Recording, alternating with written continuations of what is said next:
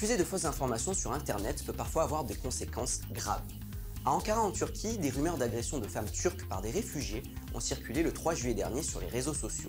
Des magasins appartenant à des Syriens ont été saccagés et un Irakien, accusé du viol d'une jeune fille de 5 ans, a reçu plusieurs coups de couteau. Pour Feray Artar, une sociologue d'Ankara, ces rumeurs sur Internet ont pour but de créer un climat de haine envers les réfugiés vivant en Turquie. La tentative de lynchage de Syriens dans le quartier de Demetevler à Ankara est un exemple frappant de l'impact des réseaux sociaux. On ne connaît pas la vraie raison de cette agression, mais il semble que les rumeurs qui ont circulé sur les réseaux sociaux ont rapidement mobilisé les riverains. Certains peuvent se mettre à attaquer le premier réfugié qu'ils croisent, sans se poser de questions. Il y a quelques jours, une femme enceinte a été kidnappée avec son enfant, violée et sauvagement assassinée. Les avantages accordés aux Syriens suscitent un sentiment d'injustice chez certains.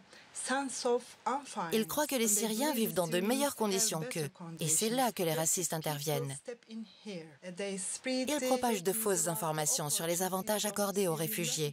L'une d'elles prétend qu'ils peuvent accéder à l'université sans examen, par exemple.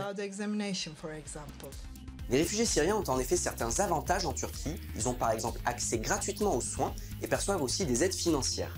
Et contrairement à ce que disent les rumeurs, ils sont tenus de passer un examen pour pouvoir rentrer à l'université. Il y a une importante population de Syriens en Turquie. Ils ont besoin de soutien au plan matériel, social. L'aide accordée à cette population est un poids pour la Turquie. Mais nous devrions garder en tête que quand nous encourageons les discours de haine sur les réseaux sociaux, nous soutenons également la violence et nous l'aggravons.